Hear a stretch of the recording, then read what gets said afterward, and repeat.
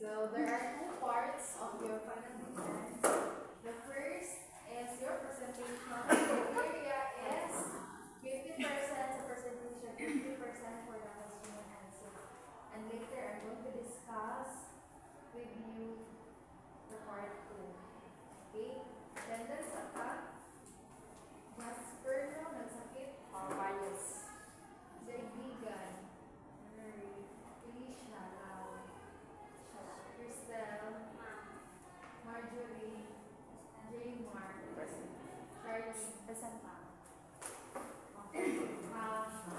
Just present the introduction and then research setting till the end in the presentation.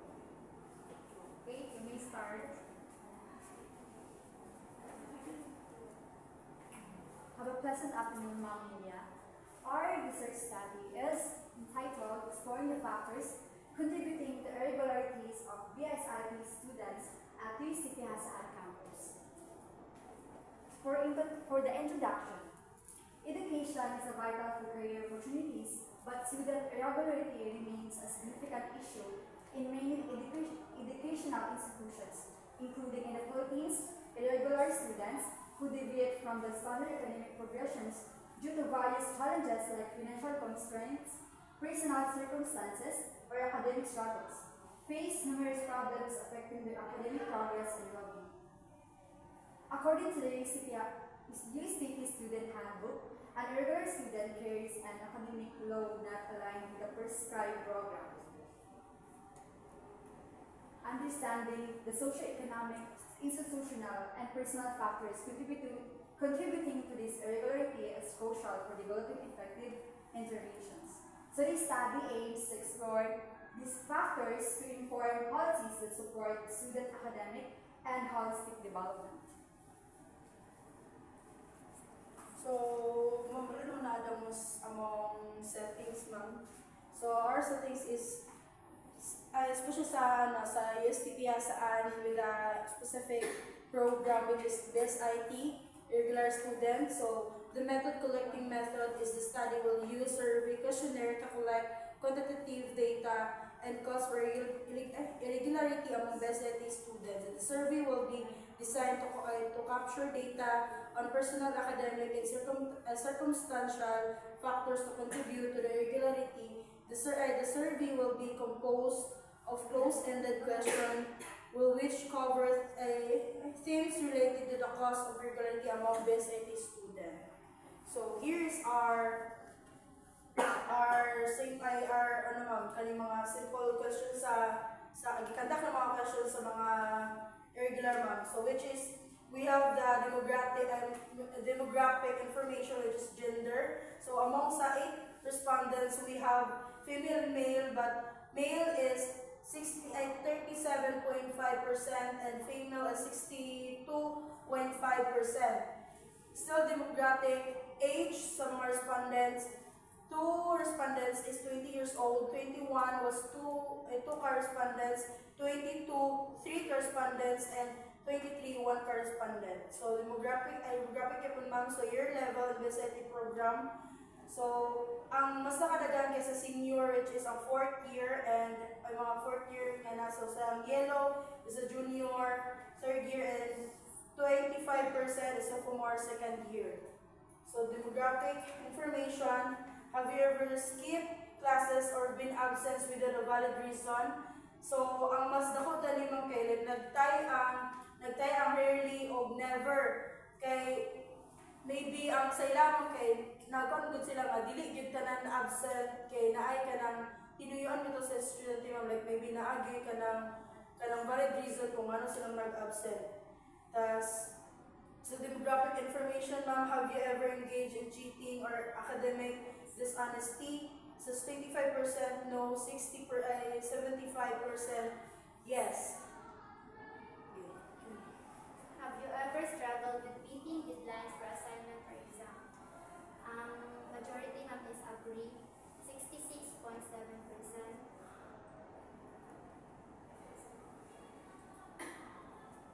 So, have you ever experienced difficulties in maintaining focus or motivation for your study? So, sa Dennis, mas dalamang ang strong agree na 55.6%. Ang agree din is 44.4%.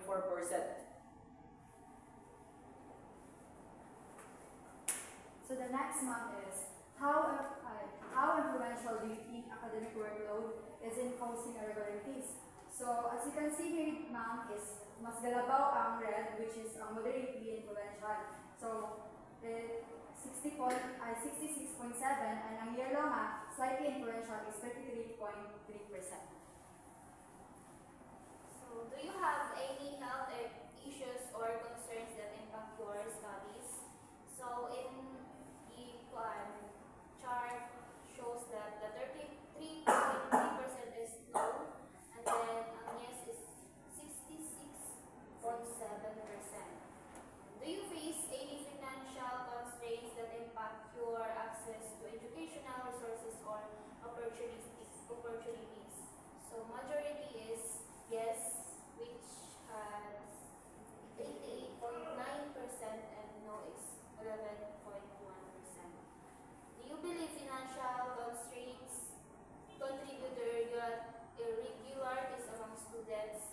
Majority here is the agree, which is 66.7%, and the strongly agree is 33.3%. Do you feel pressure from peers to engage in certain behaviors that may affect your academic performance? Yes is the majority, 77.8%, and no is 22.2%. To what extent do you think campus facilities contribute to students' irregularities and USTP has a campus? So, significantly answer is that nasa 11.1%, and then tayo sila sa not at all, which is 11.11%, and minimally is 22.2%, and the majority is 56.6%, which is aksam 1. And are there any academic policies or procedures that you find challenging or burdensome? And the majority is the yes, which is 77.8%, and no is 22.2%. In your opinion, how does the campus environment influence student irregularities? So, sa blue color is positively, which is 22.2%, then tayo sila sa negatively, and then neutral is the majority, which is 55.6%. And that's all. So in conclusion, ma'am, we discovered that our study is about man sa irregularities. So we discovered that dili siya about dili irason dili tuyuan ang kanang bitang nahimo sila irregular ma'am kay sa base sa muang pagkontak sa study ay sa imong pag-interview sa pag-gather sa muang sa ilahang kay usa sila nga irregular tungod sa financial, tungod pud sa academic nga maybe tungod sa academic nga dili nila kaya ang kana nga buhaton, dili nila mapas ang mga deadlines. Tas more on ang mas gataas gid sa ilaha gid kay ang sa financial gid ma'am kay di ba pag once nga ma-irregular ka kay paglapas nimo 5 years mo bayad man ka. So musamot siya og ka sa ilaha gid kay irregular na sila, mubayad pa sila otro, tas financial biyang hinungdan kung anong sagara sa ilaha sa muang gipangpan kay usa na irregular sila kay financial lang ilaha or main reason kung ano sila yung irregular mo. Sige. Give at least one factor that contributes irregularities to students. For me, ma'am, one factors nga may naka-road causes sa ilaha anong nga irregular sila because through online atong pandemic, during pandemic. Okay, because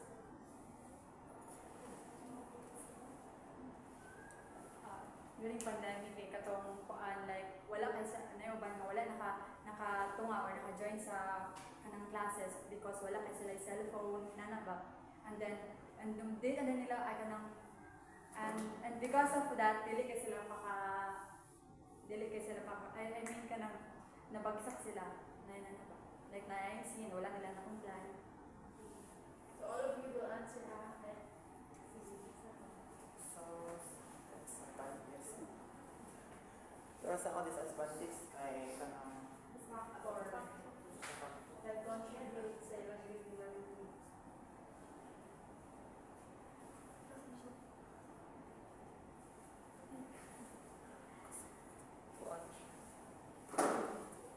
Masira ako kay Kwan. Api sa i-conclusion ni Eli kaganyan is that ang pinaka factor yun nga as among na interview sa mga irregular students is that kanang financial constraints which is naka-impact sa ilang gabo sa ilahang sa ilahang educational resources. Okay, next.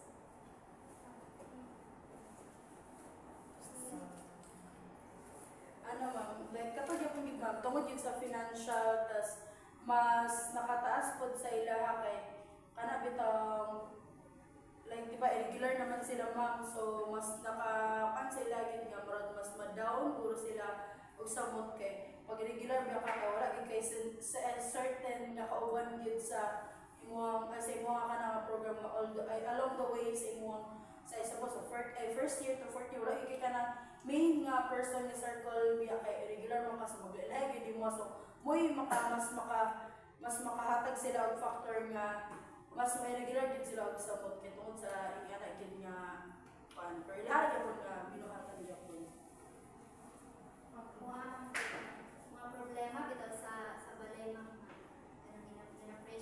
pressure siya sa ginikanan nga inana hindi na siya makafocus bitaw sa iyang academic.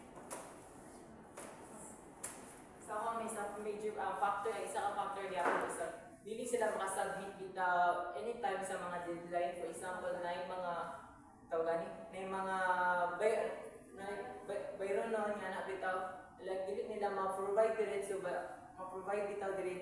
so na isa main factor ya ko nila mag-submit sa mga deadline. Highlighting ma'am kay sa course ni BSIT kay importante ang laptop so sagara ang ako nabuan din yung mga regular especially sa kaning mga nagkuan nga regular na kani sila nga mga respondents sa ang nila sa ila kay some sa ila ka wala kay laptop so moy murag mas nakapan sa ila nga isa gyud gyapon sa factor kung anong ka-irregular sila kay mabiyahin sila especially ang sa grabe ang work sa mga student ay sa IT nga student kay mga code man so na result biya kay dili pa makakode kasi sa cellphone lang so nga mo girason nga mas makabiyahin sa ilaha. kami sa ma'am kay anang sumay ko na sa factor sa pag-ibig kanang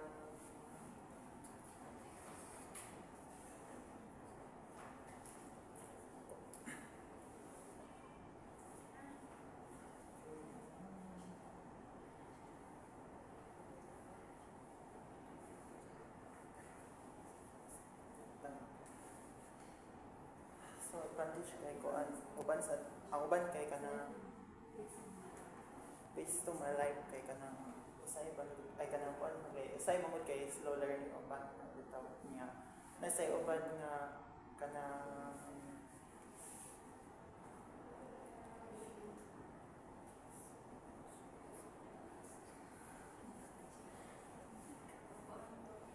kuan sa kanang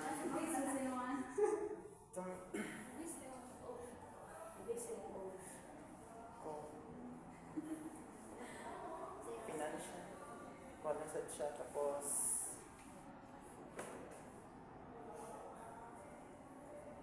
mura sa kuan sa So why did you include sa inyong questionnaire ang campus facilities?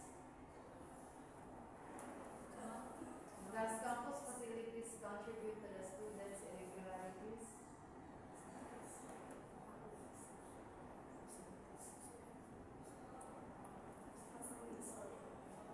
Why? Kay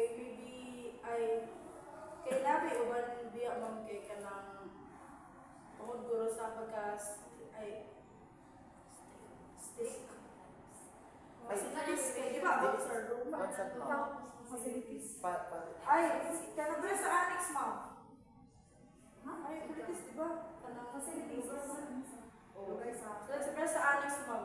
Nga uban na ako nabantayan sa uban nga student kay. Especially ako isa po lang akong self-man. Ang nami klase sa annex every Friday, 7 p.m. to 10 p.m. Okay, dili ko gana nag-init, dili ko gana nag-igang. So, akong gaboton kay dili ko gatunga sa class na. So, mo siya ang mas pinakay isa yung mo siya naka-factor. Busa yung apel lang mo kay na like nga na, sa kuwang mga kuwan, dili ko gana. So, dili ko makatunga. Baby mo, tayo, mahimog yung pong factor nga sa sige niyang absent, dili siya ka-catch up kay. Dili mo siya gana sa lugar. Or even though, dili gito dapat maugid ang main reason niya, gano'n kayo mo siya regular. So each one of you will answer this now. So upon pursuing this research, what are your reflections? Upon pursuing this research, what are your reflections or mga lesson learned? Sa ako, ma'am, is that being, ay sabi, based sa ang na-interview, so makita na ko, then, kung i-reflect na ko siya sa, for example, sa ako, kung ako lugar ma-regular, maglisod ko, apas sa, maglisod ko apas sa time ito nga dapat 4 years. For example, 4 years naman dyan ang IT. So kung ma-regular ko, so another year na po nga contract sa school, which is maglisod ko kay tanan kung sa kung mag-add na po doon another years, magbayad naman sad. So mo nang kanang lisod jud kay siya nga kung ma-regular ka kay ni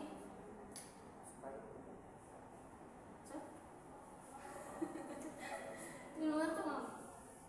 Lisod yun siya mahimong irregular kay kuan kanang mabihayin ka sa mga kauban nimo nga kuan nga imong kauban nimo sa first batch pa lugar nga ikaw mabilin ka na. Lisod kay kanang mga ganado environment ka sa imong mga classmate dili mo kaila. Lisod ka og kanang adjust sa environment.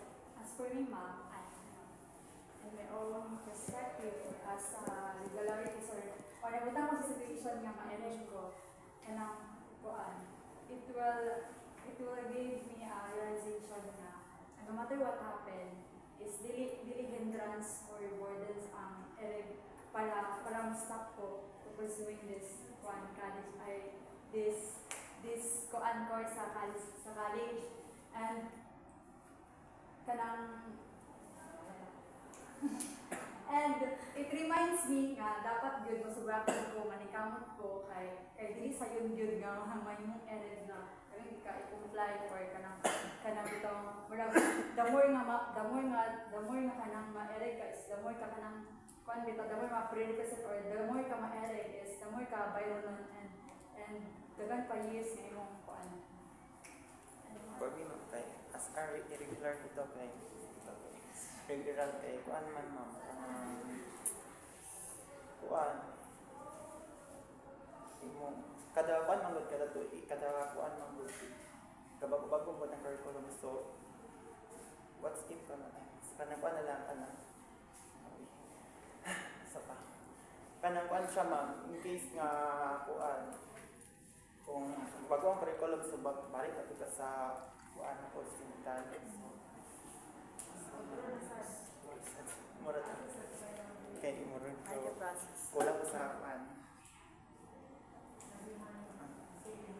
Sa ako is reflection ako lisod man gid siya mahimo ka malisod man gid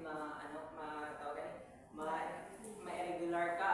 So dapat sa dili pa lang ka nga irregular, dapat bisag unsa pa na dyan ka lisod bitaw nga mga activities nga na o activities nga na and na may punto nga na ay mga bayro nun sa eskwelahan bitaw like mangita ka way para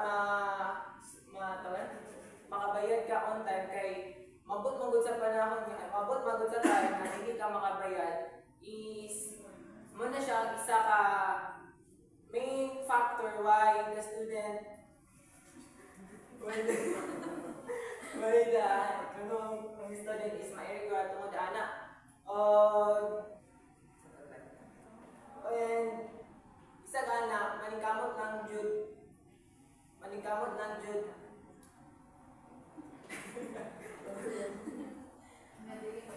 yes. Gusto nga kay, hindi ko gusto nga na-disappoint ko yun akong ate mo kay na-expect na po siya na graduate kay nanay na tuig niya. Muli na ko may nga kasi mong graduation niya. Pero siya kabalo ako sa kalisod mag-eskwela, nag-pressure ko kami nga. Dapat pag-graduate ka, hindi ka man ina, naroon ka din nila hitabo. Kasi lalo sa kuha mang ba nga, kung man makagraduate ko, ahal ko padulong, iya ko baon ko niya, ako magtrabaho. Muna, ano gusto nga, ma-disappoint ko daw siya kung na-expect ka din siya nga graduate. And sa kuha po ibang kay realization, so naay good and naay bad. So good ay ang bad lang kay through all the process sa first year to ay sa sinugdanan hangtod sa katapusan kay ma-expect yun yung ikaw rin isa. Pero ang kagod lang ana sa all the way nga ikaw rin isa, like maboost bitaw imong mindset nga dili hadlang ang pagka-irregular nako to stop this course for me to pursue my dreams. So dili gid siya kanang mas maboost pa yung confident nga sa pag-eskwela pa lang daan kaya niya nga siya isa what more sa iya pang mabuhat sa uban pa. So in short kanang makonyo lang yung mas mailis pa dili lang ang iyang grades, dili lang ang academic ang makahelp sa iya. So ang ihagya pong mindset sa iyang life and kung saan yung pagdarang iyang life to that experience nga mo siyang regular student. So we are down to our second part. So this time we are going to rate your peer. 10 as the highest or most performing, 7 as the moderately performing, and then 5 as the non-performing. So no hard feelings, ha? So this is just an assessment basing on performance while you are working on your research study. Okay, soon you will become an IT professionals, no? Of course, more likely an immune one is project-based. And then, of course, in a project-based setup, you need to give your deliverables, no? So each deliverables are, of course, composing of different members in a team. So this time, at least, you will be able to assess yourself na makat na natin yung attitude na magsabi sa uban na co-members, no? And then, you need to be honest, no, in assessing your peer. So this is just for your benefit, no? Okay, at least karon dili ra ba kanina subject ra ang groupings. So more likely mag-research na mo puhon. So at least karon dili na mo confident na ay dapat mo perform na ko next case. 5 ra dili sa ako sa mga kuan sa akong mga co-members. So it means I need to function well. And then if you got 10, so of course it means you are an effective member of the group. Okay? So example, you are going to rate Jasper. So all of you will deliberate Jasper while performing the research. So you have 10, 7, and 5 only. Okay? So we start na ta. So pila yung yata ka Jasper? 7. Emery. So si Emery, asan si Emery? Okay, the rest of the team here, you decide. Pila yung ihatag ka Emery? 10. Pili siya. 10 ma'am. Tinood na ha? Yes, ma'am. Crystal. 10 ma'am. 10%. Marjorie. 10 Ay, ma'am. Turn it on 10. Na 1 ma'am. Raymar. 100 ma'am. Back. 10 ma'am. 100. Charlie. Ice. Ano na yung 0.21? Papukay mo. 10 ma'am. Something So, congratulations, everyone. Thank you, ma'am.